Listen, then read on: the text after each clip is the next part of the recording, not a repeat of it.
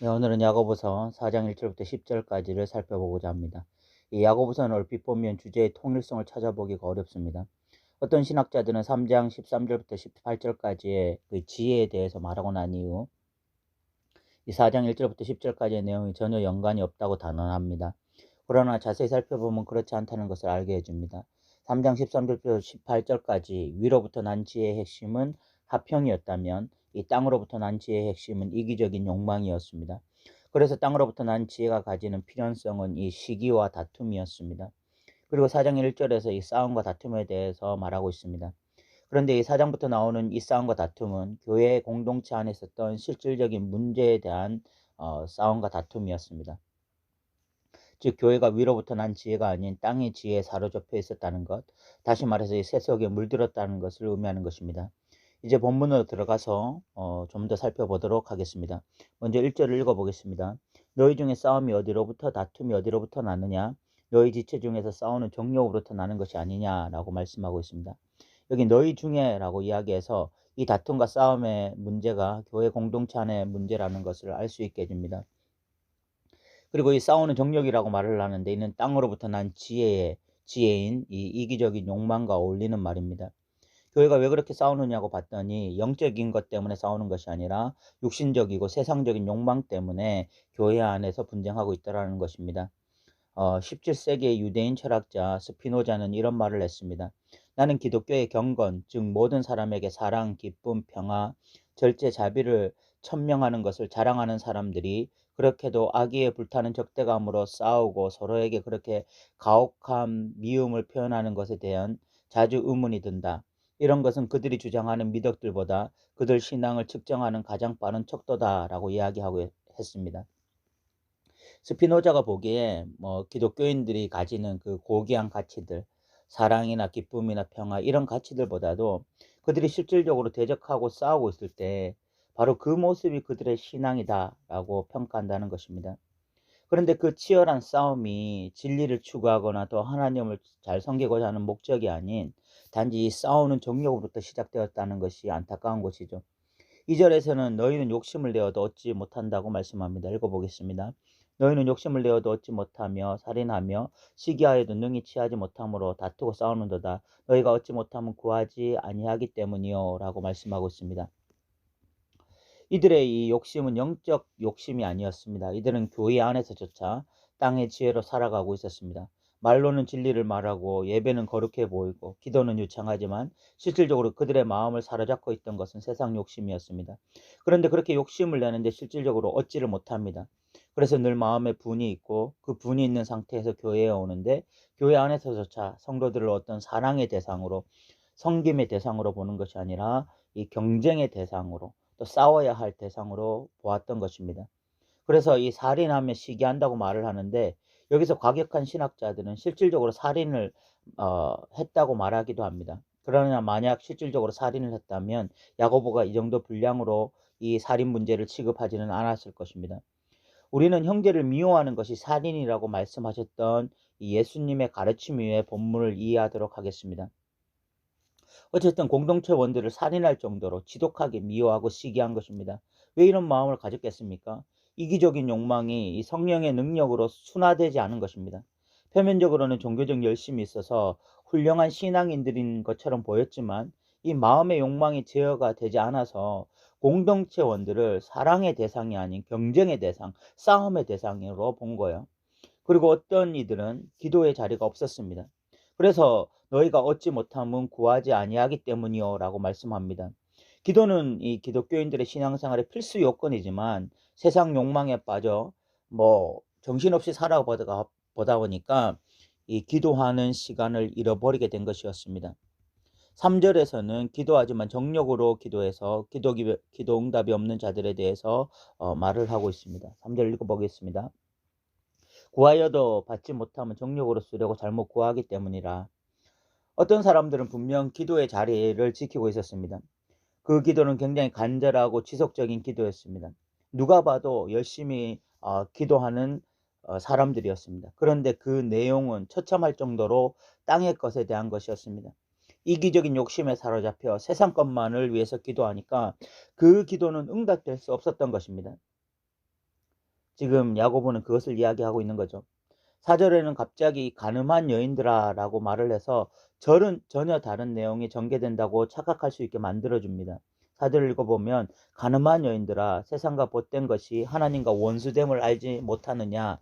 그런즉 누구든지 세상과 벗이 되고자 하는 자는 스스로 하나님과 원수되는 것이니라 라고 말씀하고 있습니다.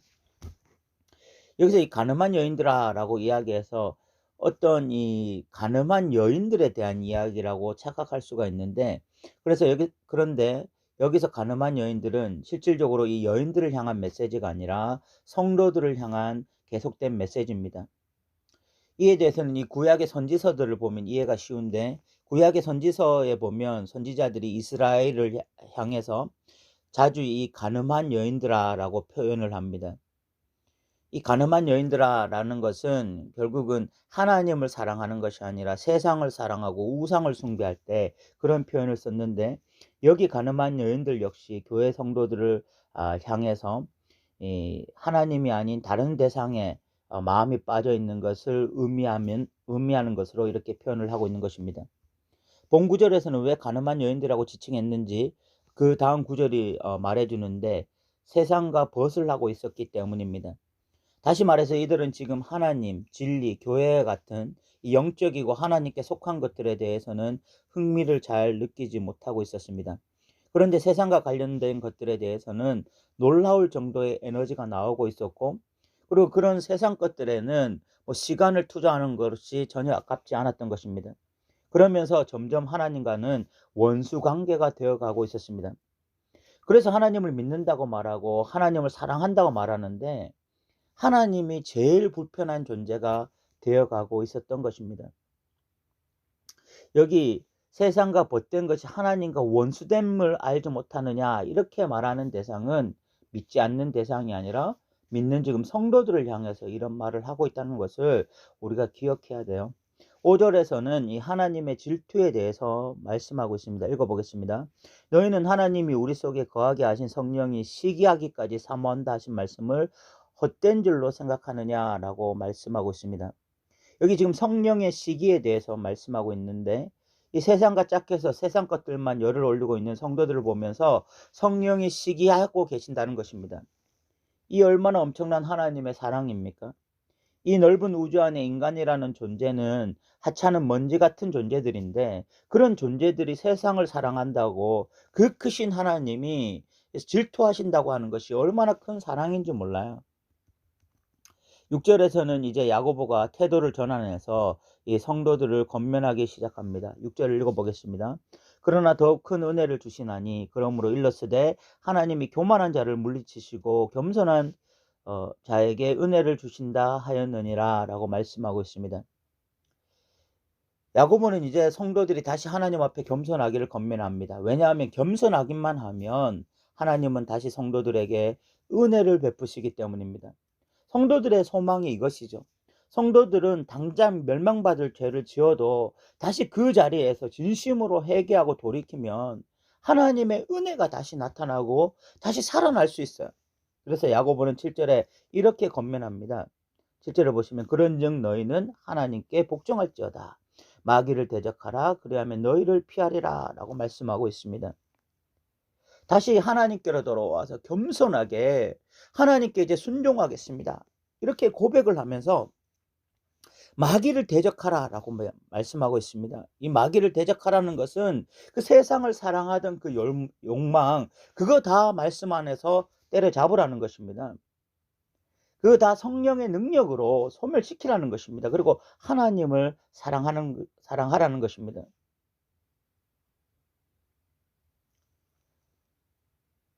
지금 하나님께 복종한다고 이야기하지만, 하나님을 믿는다고 이야기하지만 실질적으로는 세상과 벗을 하고 마귀를 따라가고 있었던 그런 성도들이 있었기 때문에 지금 야고보가 이런 이야기를 하고 있는 것입니다.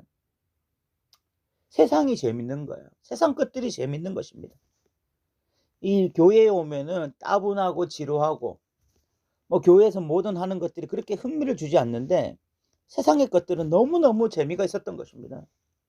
그래서 마귀를 대적하는 것이 아니라 오히려 하나님을 대적하며 살아가는 그런 성도들이 있었던 거죠. 그래서 야고보는 8절에 이렇게 권면을 하고 있습니다. 하나님을 가까이 하라. 그리하면 너희를 가까이 하시리라. 죄인들아 손을 깨끗이 하라. 두 마음을 품은 자들아 마음을 성결하게 하라. 라고 이야기하고 있습니다.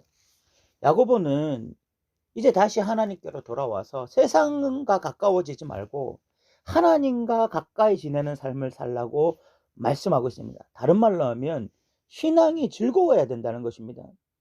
예배하는 것이 즐겁고 기도하는 것이 기쁘고 성경을 읽는 시간이 가장 복되다고 생각하는 그런 마음들이 회복돼야 된다는 거예요.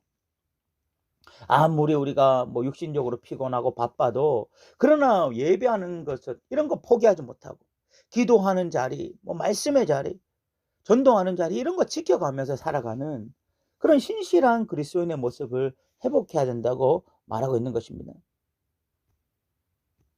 신앙생활은 억지가 되면 안 돼요. 이 마귀를 대적하고 하나님을 가까이 하면 이 모든 것은 즐거움이 되는 것입니다. 기쁨이 되는 것입니다. 그래서 야고보가 죄인들아 손을 깨끗이 하고 두 마음을 품은 자들아 마음을 성결하게 하라 라고 이야기하고 있습니다. 이 두 마음을 품은 자들아 마음을 성결하게 하라, 이 말이 무슨 말입니까? 이제 하나님께 완전히 마음을 고정하라는 것입니다. 세상과 하나님 사이에서 이 머뭇머뭇하지 말고 오직 하나님께 우리의 마음을 집중하라는 거예요. 그래서 9절에 이런 말씀을 합니다. 읽어보겠습니다. 슬퍼하며 애통하며 울자다. 너희 웃음을 애통으로 너희 즐거움을 근심으로 바꿀지어다 라고 말씀하고 있습니다.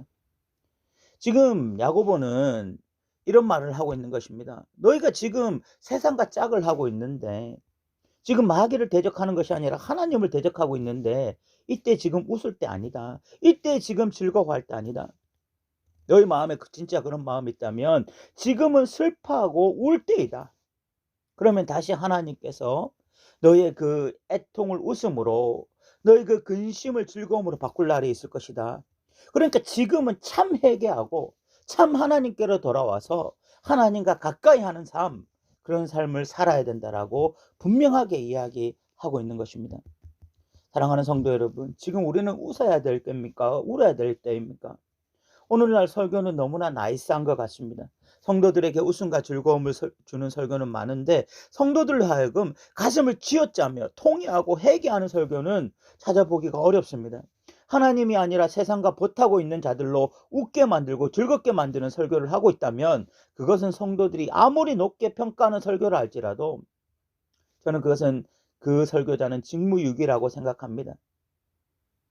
지금 그 어떤 성도라도 내가 세상과 짝하고 있다면 슬퍼하며 애통하고 울어야 우리가 그래야만 진짜 웃을 수 있게 되는 것입니다. 10절에서는 주 앞에서 낮추라 그리하면 주께서 너희를 높이시리라 라고 말씀하는데 이런 상태에 있다면 우리가 충분히 주님 앞에 낮아져야 되고 그렇게 우리가 낮아질 때 다시 주님이 우리를 회복시키시는 그 이야기를 하고 있는 거죠. 오늘 우리는 교회 안에서도 이 분쟁하고 있는 모습을 살펴보았습니다. 왜 교회가 분쟁을 하는지 살펴보니까 세상과 보타고 있었기 때문에 그 이기적인 욕망이 교회 안에 고스란히 들어와 있고 그래서 성도들을 사랑의 대상으로 보는 것이 아니라 경쟁의 대상으로 보고 그리고 싸움의 대상으로 본 것입니다. 그런 어떤 모습을 봤을 때 결국은 이들이 지금 하나님과 보타며 살아가는 것이 아니라 세상과 보타고 있었고 마귀를 대적하는 것이 아니라 오히려 하나님과 대적하고 있는 이런 상태에 있었던 것을 야고보는 간파했어요. 그래서 겸손한 자가 되라. 하나님께 복종하는 자가 되라. 하나님을 가까이 하는 자가 되라. 슬퍼하며 애통하며 울라고 이야기합니다. 주 앞에서 자신을 낮추라고 이야기합니다. 완전히 주께로 돌아오라는 이야기죠. 그래서 지금은 춤추고 놀아야 할 때가 아니라 울며 회개할 때이다. 우리 진심으로 하나님 앞에 회개하고 진심으로 우리의 죄를 고백하면 하나님 우리 살리실 것이다 라고 야고보는 이야기하고 있습니다. 오늘날 우리의 신앙 역시 마찬가지입니다. 우리가 세상과 짝하고 있다면 하나님의 은혜를 노래할 때가 아니라 진정으로 애통하고 고통하면서 하나님께로 돌아가 하나님을 가까이 섬기며 하나님만 섬기기로 결단하는 그런 자들 되시기 바랍니다. 오늘도 들어주셔서 감사합니다.